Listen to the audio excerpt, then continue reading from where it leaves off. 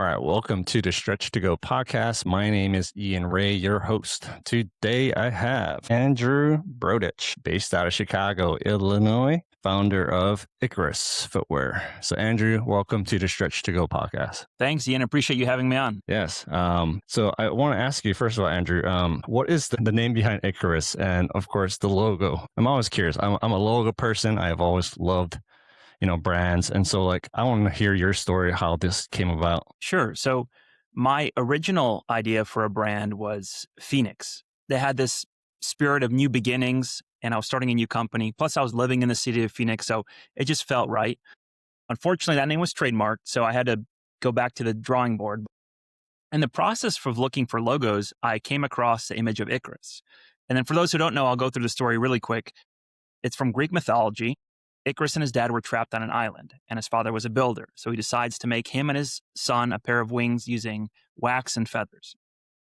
And before they jump off this cliff to fly away, his father warns Icarus. He says, "Don't fly too close to the sun because the heat will melt the wax holding the wings together." And so they jump off. They're flying over the sea. Everything's going according to plan. And then Icarus just can't help himself. He flies higher and higher until, just like his dad said, the heat melts the wax, his wings fall apart, and he falls out of the sky. And so when I first read that story in high school, it didn't really mean anything to me. It was like reading about Hercules or Zeus or any of the other myths. It was just a fable. Mm-hmm. But coming back to it in my late 20s, that was unexpected that it would resonate with me like it did. And on one hand, I'm somewhat reckless in the decisions I make, not necessarily life and death, but I don't look things through. I just kind of act on impulse and have a little bit more, I guess, risk tolerance, as people would say. And, starting this company being one of those decisions.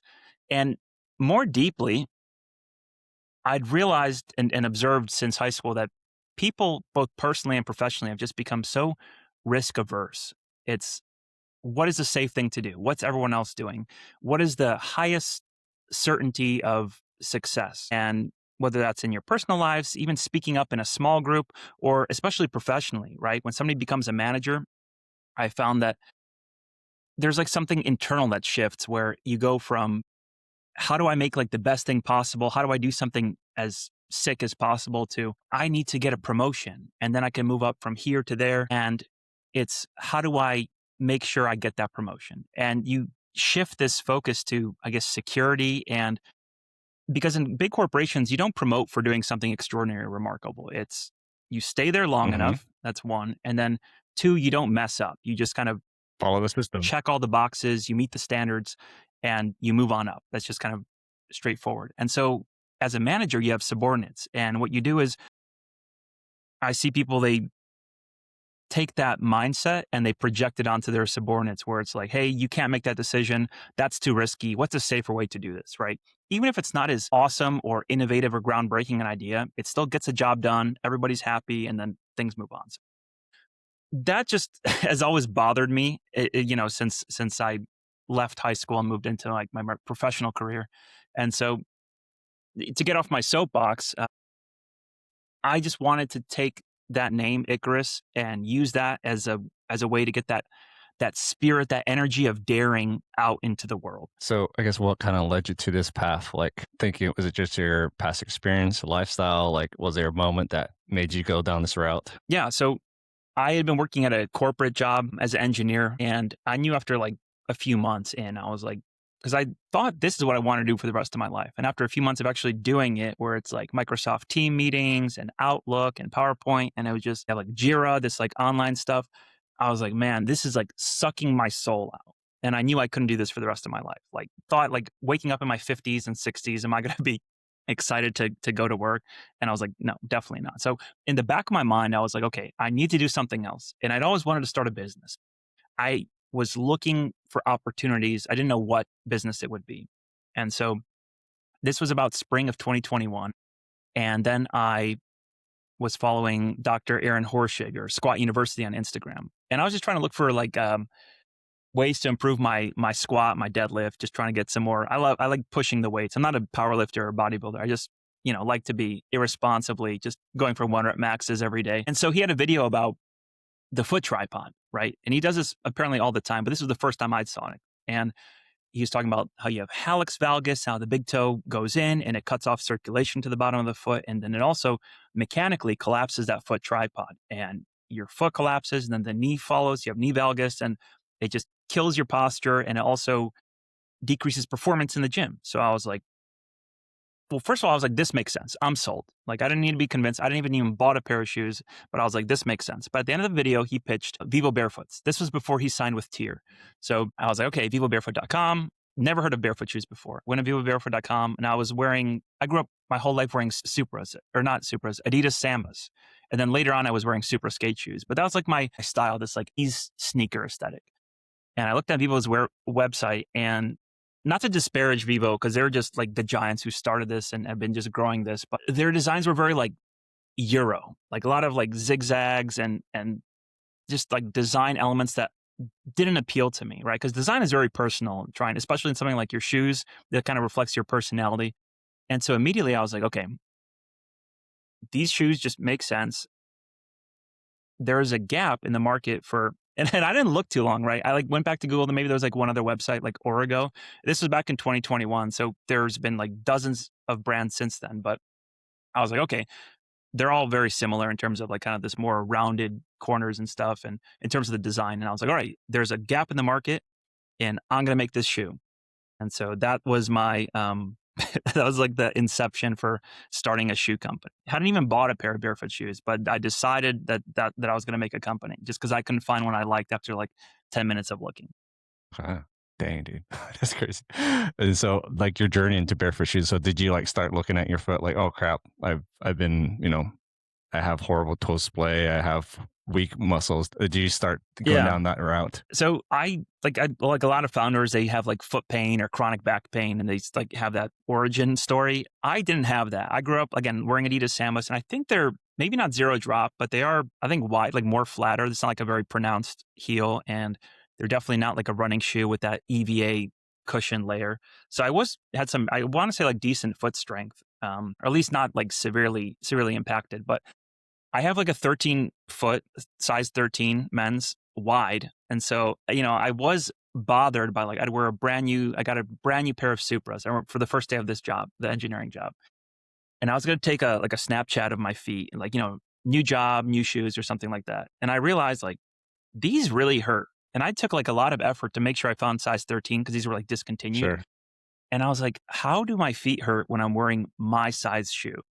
It wasn't a 12. It was a size 13. I'm 13. I didn't even think about like the different toe box. It hadn't registered to me. So I was just tired of being uncomfortable. And again, so I saw the solution with barefoot shoes, but then I saw a compromise there. If I were to get those, it would look kind of, in my opinion, weird. It looked kind of silly. So that's where the goal was to get the comfort, but also, a style that I was proud of to show off and not just like, wearing toe shoes to the gym and kind of hiding in the corner. Like, oh, I hope my crush doesn't walk in and sees me in these shoes. It's like it's something that you'd be proud of wearing on a first date, like making a good first impression. Mm-hmm. So that's the goal with Icarus and the design.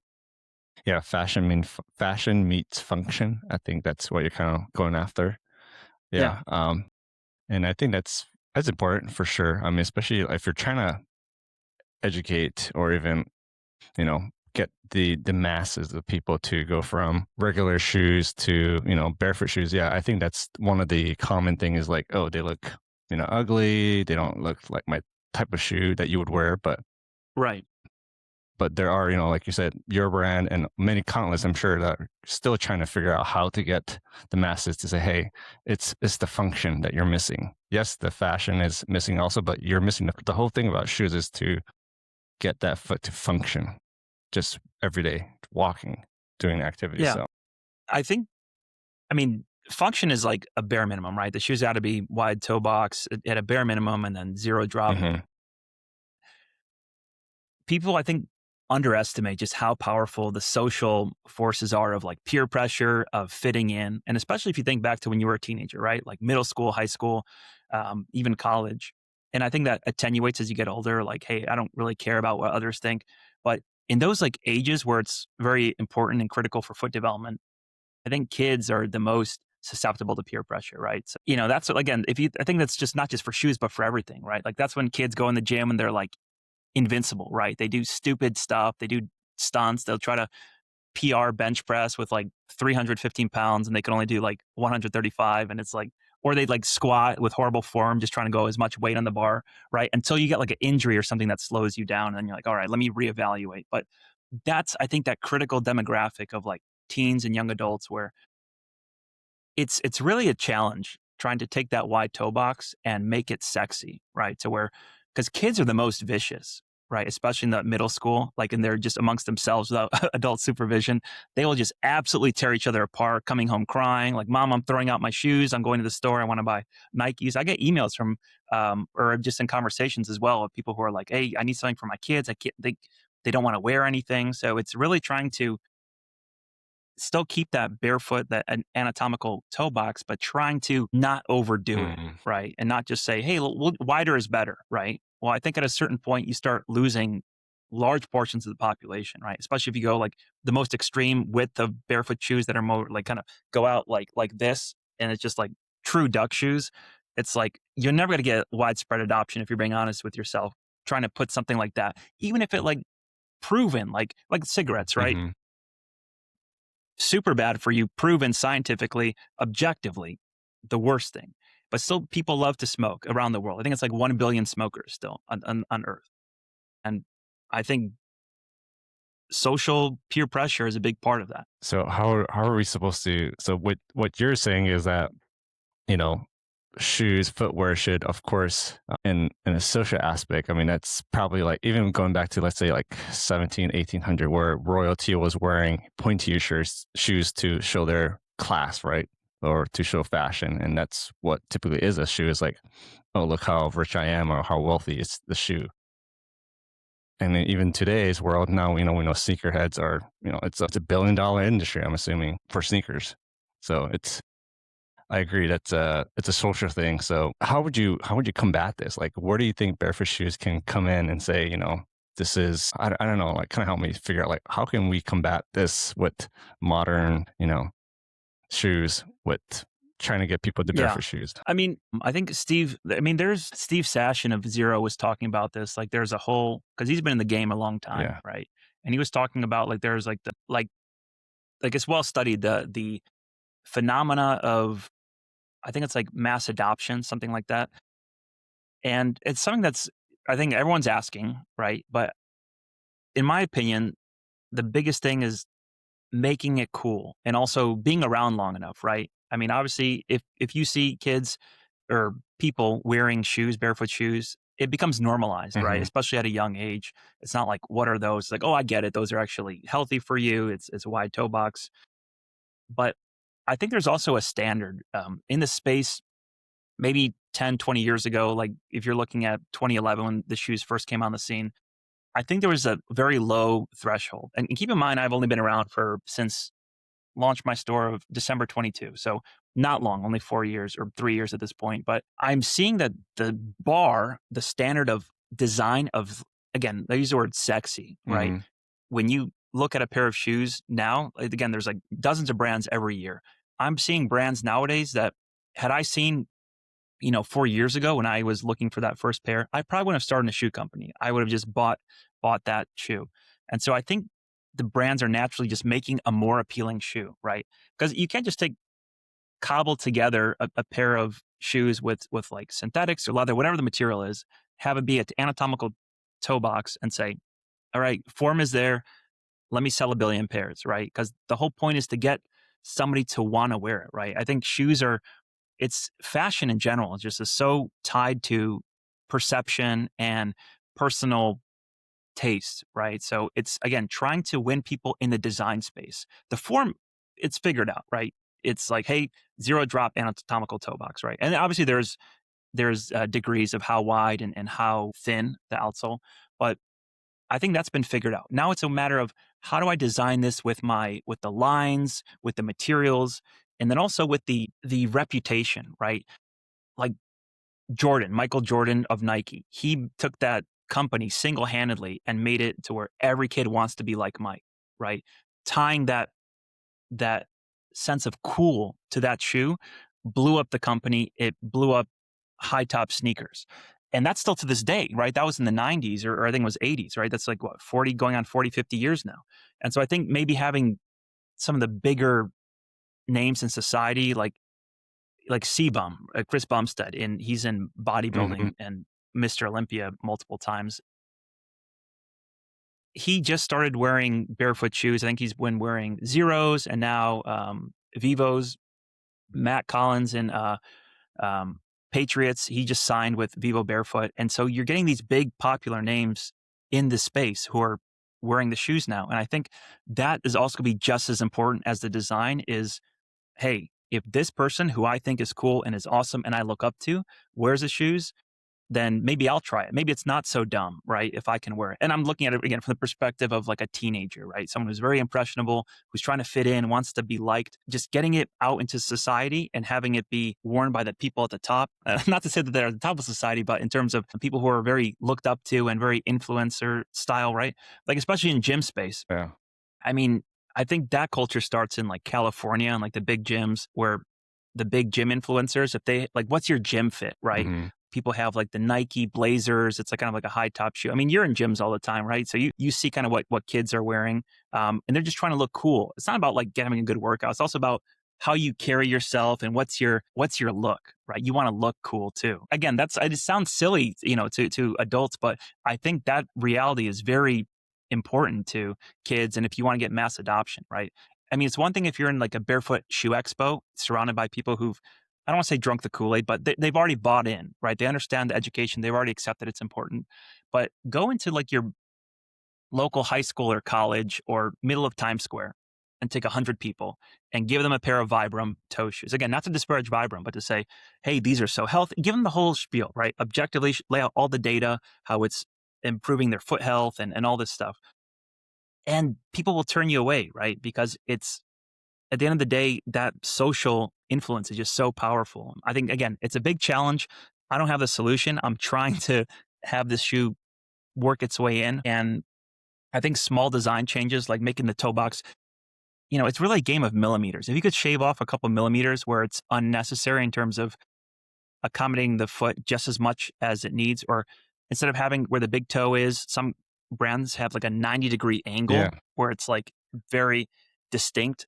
Trying to like take those visual elements and again, just shaving off millimeters at a time and really trying to dial in the design to make a shoe that blends in, if that makes sense. No, yeah, it does. I mean, I think the countless time of shoes I've been trying out and testing, like, yeah, each brand has their own last, and so like, even though Yeah. they consider it's anatomical, sometimes like these anatomical like toe box to me and my foot shape's more like an Egyptian. So, my second toe is a little bit Yeah. taller. But Right. to me, some of these brands are it's too tight for me, even though it's anatomical and wide toe box.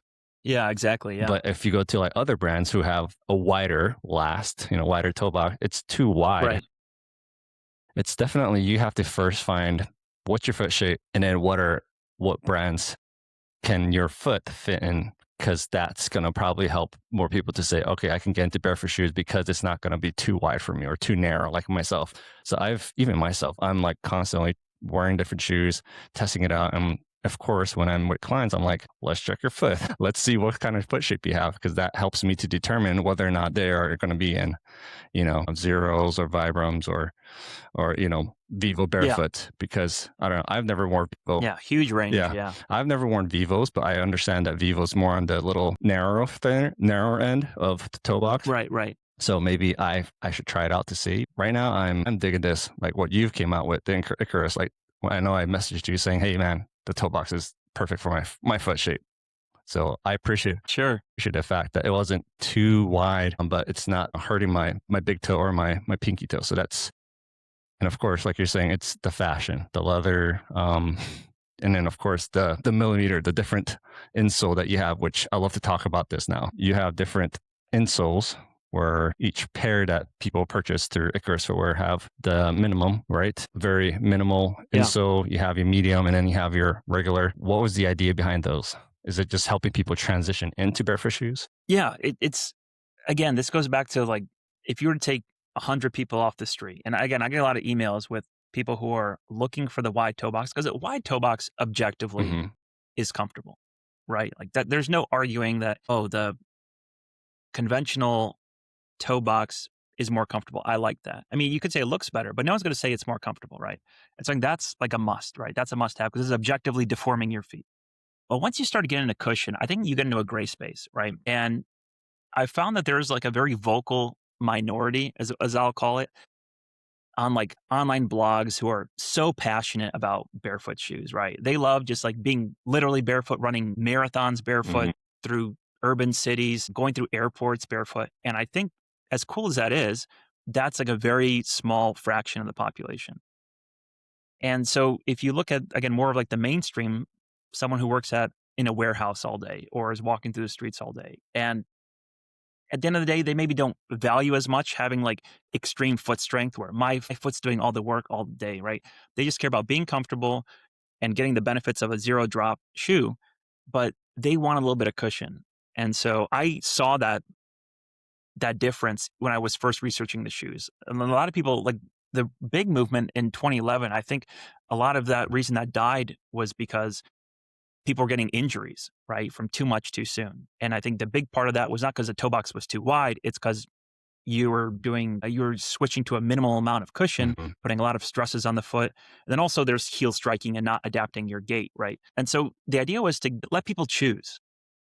And I thought the insole was one way of trying being the key word, trying to please everyone, right? Because you could have the same shoe and then have maybe varying levels of cushion, and you could have somebody who wants a true minimalist experience. They have just a rubber outsole and then just a bare minimum of insole just to make your foot stay in place, but not too much to where you lose that proprioception. And then have a slightly thicker option, like a high cushion option, to where folks who still want the wide toe box, they get that cushion that they look for. Again, especially when you're on your feet all day, even if you're like a barefoot pro, people get sore feet. Like you could look at some of these influencers who are in bare feet all day. Some at the end of the day, they're like, especially if they're on like running marathons or just on their feet in like an urban city, they'll be like, yeah, my feet are really sore, right? It's not like this, like once at a certain point, your feet never get sore if you're walking barefoot everywhere. I mean, it's like going to the gym, getting a solid chest workout, right? Your chest is going to be sore, even if you've been working out for 10 years, right? It's the same thing with your barefoot shoes. If you're walking with no cushion, at the end of the day, you're still going to have sore feet, depending on how hard you push yourself. So having a high cushion option is giving those people who are not as intense or who get turned off by painful having sore feet at the end of the day, giving them an option to still have the benefits of a wide toe box, but have that extra bit of cushion. And so I was actually only going to do 2 sets of insoles. And my initial, like the Gen 1, the high cushion insole was actually it was a die cut, meaning it wasn't molded. It was just like 2D, like a thin insole. It's not the one you have now. And I wasn't happy with it. It was like getting rolled up in the shoe after you wore it for a long time. And so I was like, I need to remake this one. So I remade the high cushion one. And that's like where it's 4 in the 4 millimeters in the toe and 9 in the heel. And I had those shipped in. So I released the Gen 1 with 3 insoles. And that was just an artifact of the high cushion one I wasn't happy with the performance of it. So, but people loved having all 3 options. They were like, it's like Goldilocks, right? Because it's not just cushion, but it's also foot volume. Because some people have very low volume feet and they need a higher bit of cushion because it fills up the bottom of the shoe. So you're not sliding around as much and it just fits better. And then similarly, even between 3 and 4 millimeter, you'd be surprised that it does make a difference in terms of how much cushion as well as fit. And so again, people loved it, and because some people love the high cushion, some people love the low cushion, some people love the middle one. And so I just stuck with it right now. And just for folks listening, this is early 2026. So I have 3 options right now. It may not stick with 3 options. I may shift down to 2, like a low cushion and a high cushion option. But that's the idea. Just trying to have one package without folks having to switch to different shoes. Just have the different insoles, which is a lot easier to swap in and out than getting a different pair of shoes. That's true. No, I appreciate that. I think that's great. I mean, like, someone like myself who getting into barefoot shoes, like it's nice to have those options, like you say, like choose your own adventure, type where, all right, today I'm just going to be wearing cushion because I'm going to go do this type of activity, or today I just want more, minimal. I just want to really feel the ground because I'm going to do some legs or something. But I really think that's also one of the ways that people don't want to get into barefoot shoes because they're always complaining, oh, well, what if what if I'm going to, too hard? What if I'm walking too hard? If I hit my heel, or what if I, step on some pebbles? That's where I think most people can kind of get turned off about barefoot shoes because they're like, it's too much. Exactly. Yeah. Yeah, that's I don't know. It's still I'm still trying to help people change people's mindset, or at least open their mindset about how the barefoot shoes, it's a tool. It's not going to fix everything, but it's the best way if you're doing all these intrinsic things to help restore mobilization and strength. That's going to help you get the bang for buck, long term wise. Because yeah, it's crazy. 30 years for myself being in shoes, and how horribly weak. I can't even stand on my foot for a minute, and I'm wobbling.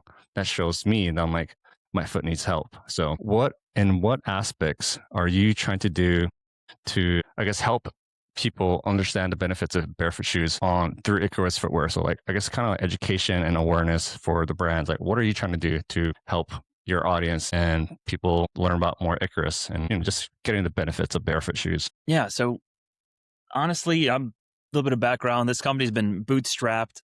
I was doing it after work for the past 3 years or 4 years now. Hmm. Candidly, my focus was on just getting a product made, right? Recognize I stand on the shoulders of giants, whether it's Vivo or Vibram, who have, and all these like great people out there, like the Foot Collective, all these people out there who are putting these resources out, these educational content, like yourself and others who are just focusing on just education, education, education, right? It's so key, and especially if you look at the broad community, right? I think majority of people don't realize this key aspect of foot health, right? Just foot function as a whole. And so my focus was just on getting a product out there and not going bankrupt. And so the education piece was, and still is, pretty lacking on my end. I'm just trying to get people who've already understood barefoot shoes, or who are already, because there's like a funnel, right? Where of you understand there's a problem, step one, and then you understand that there's a solution, which is, and not to say that barefoot shoes are this magic pill, but footwear, wearing shoes that actually fit your feet, is a solution to not making it worse. And so my goal, or not my goal, but the focus has been on just selling to people who've already been aware of that, who are going in Google and looking for barefoot shoes, right? People who already know that barefoot shoes are a thing. So as I grow the business, obviously I want to increase that educational aspect and to put out own videos and to help bring that out into the space. But I think one aspect too would be, again, just to get more shoes out there, because I think the more barefoot shoes are out in the wild, as they say, you would see them and immediately people start asking, what's that? Why are you wearing shoes like that? And it triggers that question and that exploration of each, because it's a personal journey, right? And some people, they see it, they immediately write it off. I don't care, my feet don't hurt, right? And then, but others, they do pursue it, and they kind of, it's like a one-way door, right? Once you find out about barefoot shoes. So to answer your question, it's just trying to get more shoes out there, and then in the future have more resources, online videos for folks to reference. And then also, when people do buy shoes, I do include like a little letter, and I do write about, hey, and it's kind of preaching to the choir at that point if they're already buying barefoot shoes, but hey, there's still a big education piece, and I kind of point them in different directions of resources that I like, and I think they would also benefit from. Yeah.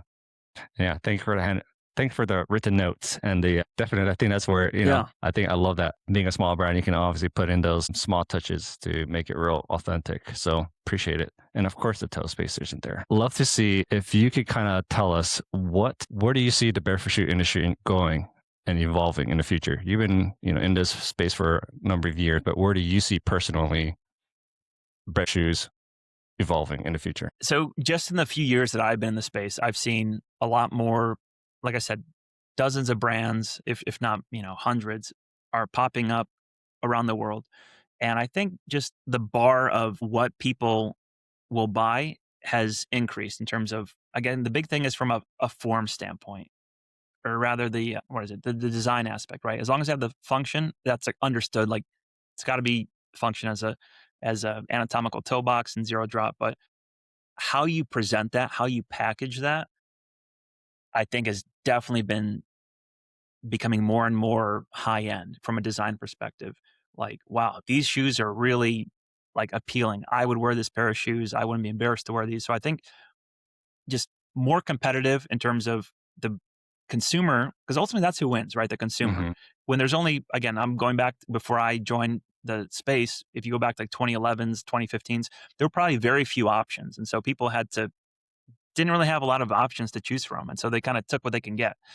But now when you have all these new options, again, people, more designs, like better materials, better construction, you are creating a more competitive landscape. So I think the hundreds of companies, you're going to see some, especially the older ones who kind of stuck with that very primitive design, which was functional and got a bunch of sales. They're going to start to struggle unless they continue to innovate and put out better products and really keep raising the bar of what people think is that they're willing to put their money out, right? Because if I have a court shoe, right, this generic court shoe, if there's like 5 brands out there who all make a court shoe, Mhm. and obviously you have to factor in they have different last shapes, but just from a design aspect, if they're all the same in terms of anatomical toe box and zero drop, which one looks the best? Which one is the best value? Which one lasts the longest? What's the highest quality? So I think just better products and just ultimately more stress on the businesses to keep putting out better, more value for the customers, right? That why should I buy this pair instead of the dozen others that I can have available to me? So, and then also from like I think the space is growing. If you look year over year, people who are buying barefoot shoes is growing every year, which is a good thing, of course. And, rising tide raises all ships. But I think there's also big companies, right? People call them like big shoe, right? Like Nike and all these others. You're starting to see, at least again, like 2025, 2026. I'm sure they realize that this space is growing, that there is a movement. And obviously it's very tricky for them to sell like conventional shoes and also to have a barefoot option. It's kind of having that barefoot option available, admitting that the rest of your line is suboptimal, or arguably not even suboptimal. It's unhealthy. It's damaging, right? So, but I think you're seeing these big companies in their existing lines maybe start increasing the toe box by like a millimeter, 2 millimeters, right? Becoming more wide toe box. Not to the point where it's like they've made a kind of like boiling toads, right? Just 1 millimeter at a time, trying to shape, like slowly make their shoes more comfortable to address that demand. But I think they're also going to, they have to put out their own lines, right? Again, like I wore Nike free runs back in 2011, 2012. I didn't even know they were barefoot shoes. I just thought these were very light on my feet. I could run faster. I know Nike and these other companies had dedicated barefoot lines and then they went away, but I think those are going to come back. And when they do, again, back to that stress and pressure on these barefoot shoe companies to really put out their A game, right? Their best designs, their best materials, best value. That just competition is going to keep growing in the space. So that's where I see the space going. Yeah, no, it's intriguing. You're not the only one that I've talked to that has that same, I guess, vision or future of the barefoot shoes. Because yeah, I think Nike coming out with like those Tabi shoes that they came out recently. Of course, like with even Reebok. Yeah, that kind of like a gimmick almost. Yeah, and then like Reebok has like their, I want to say zero drop, but it's a wider toe box. Sure. For cross training. So it's definitely, yeah, there, the the the education of barefoot shoes, they know better. I mean, the big shoes, they know better that Yeah. the the more or less you have, the better it is for your foot. But to me, it's Right. they they're apparel company who creates shoes, so they could care less about the function. So it's more on our end as barefoot shoe enthusiasts and people who are into barefoot shoes, is like we just need to help people learn more about why you should be wearing barefoot shoes in the long run rather than going back to, or going into conventional shoes. So yeah, it's tough because I'm trying to get more of my family members and friends into barefoot shoes, but you're fighting against the masses with Nikes and Adidas's. Yeah. And last but not least, I guess, what are some ways that you're planning to create more awareness and exposure for your brand? Sure. So I think just getting shoes out in like a high, how should I put this? Getting shoes out in like a very visible space, right? So again, I mentioned about like the big names on like social media who are, I don't want to say shakers and movers, but again, truly like if you see a pair of shoes on TV or on a big high profile event, I think that's very influential in terms of getting people who don't know about it familiar, or at least aware, right, that something else exists. But more fundamentally, I am focused on just making the best shoe possible in terms of having the I keep again it's this sexy design that really draws people in. And I don't think I'm there yet. I mean, this is a great start. This is a Gen 2 model.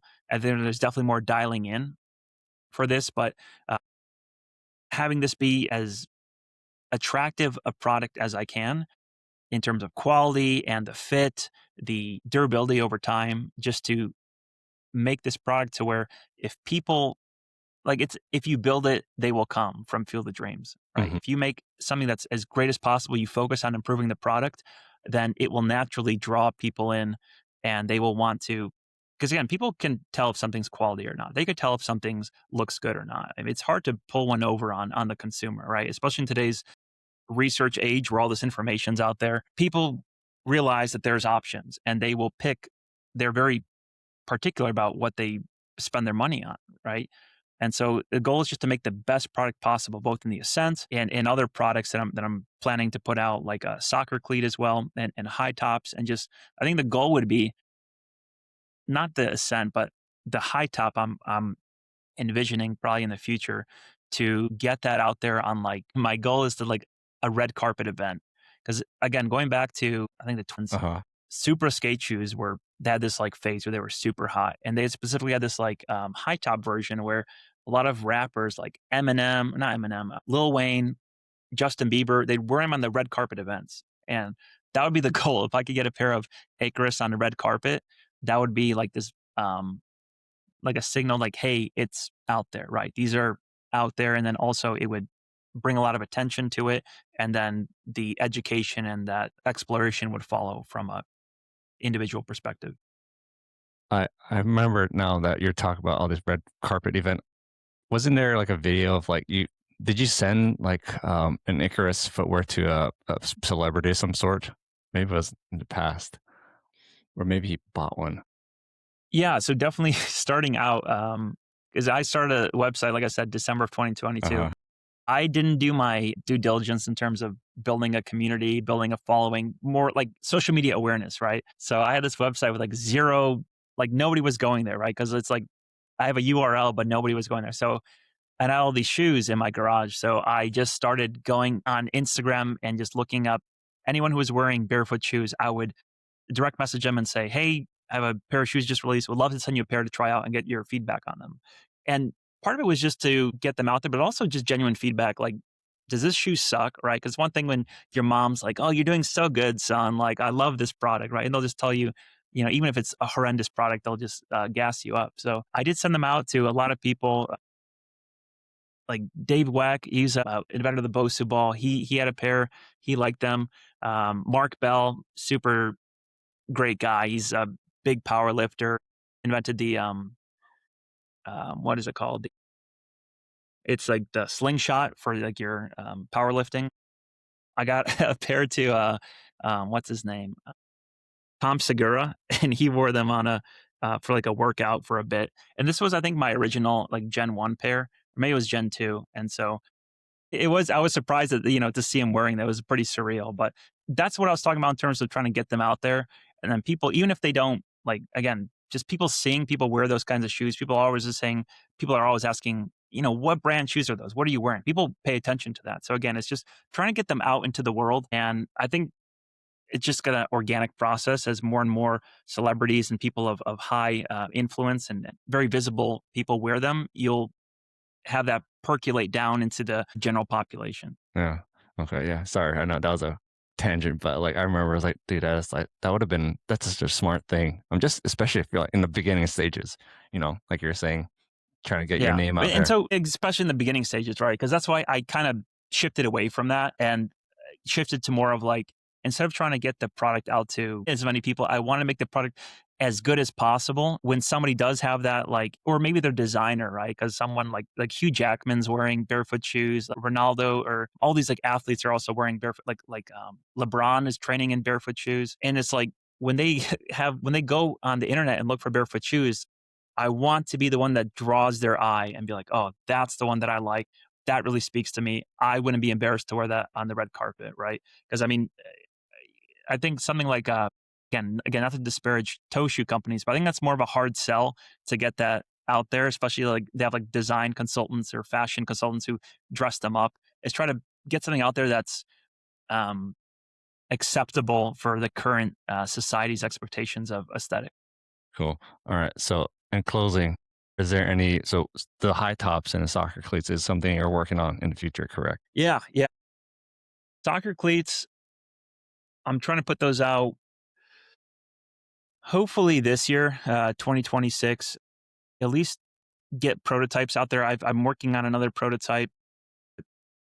Those are really financially a big lift. I think it's like 100 grand in just tooling to run to just to get the parts made that they can manufacture um, soccer cleats, like outsole molds. That's not even considering the actual materials to make the shoe. Like I'm looking at kangaroo leather, which is like $5, plus a square foot. So it's would probably be like 200 grand just to fund that initial That's run. the So premium quality the leather, goal dude. is Kangaroo leather. That's yeah. I mean, K leather is like known as like the standard of like the best soccer shoe material, but obviously it's kind of not not allowed to import it to California. And I did source a very like the high end, very ethically sourced. I think it's like gray Australian kangaroo leather, which is they're viewed as a pest there, and the government like legally has licenses for them to take down certain portions of the population. Anyway, so that's kind of down the line this year, and then high tops. I have this problem, which I think a lot of entrepreneurs share, where you get excited about a product and you're like, okay, while these shoes are waiting on a prototype or a sample, I'll start designing something else. And you get this point where I have like multiple balls that I'm juggling in the air. And again, doing this all kind of bootstrap and have like the one person to do it, you could easily get pulled too thin, spread too thin. So the focus now is on just trying to get the Ascent improved and have new colorways and kind of optimize the design. And then the cleat would be next up this year. And then high tops next year at the absolute soonest, if not closer to 2030. Yeah, definitely have a big vision. And again, the cool part about this company is like it's like a bone for me to chew on, right? It's not something that the whole process isn't to like get there and have like this great company. It's like building the company, designing the shoes and like learning and overcoming the obstacles. That's really lets me be passionate and dive in. And so I love just the process. I really enjoy trying to come up with designs and work through issues. It's really something that I could see myself kind of like we started, like I could see myself doing this for the next, few decades at least. dude, that's awesome, man. I hope that it does come true. Especially the soccer cleats, because yeah, there's a few out there for sure. But I mean, it wouldn't hurt to have more, options for people to choose from. So yeah, I just hope that whatever happens with especially with the scent, more colorways, and of course the high tops, that it does come out the way that you want it to. So let's close by having people learn where can they find you, interact, purchase the shoes. So website, email, social media, where can they find you? Sure. The website is icarusfootwear.com, or you can just search Icarus shoes on Google. It should be hopefully the top result. On Instagram, Icarus Footwear. And that's the only social media I have really right now. And if you have an email, you want to email me, it's at icarusfootwear@gmail.com. That may get updated from a Gmail address in the near future. But if not, if that email doesn't work, you could go on the website at the bottom and there's like contact us. And at this stage, I'm reading every email. So it's an easy way to find me. Cool. Well, hey, Andrew, thank you so much. That was a fun conversation getting to your brand and, of course, the shoe. And hopefully we could catch you on another podcast episode in the future. Thanks again. Yeah, I love it. Thanks for having me, Ian. It was really a blast talking to you.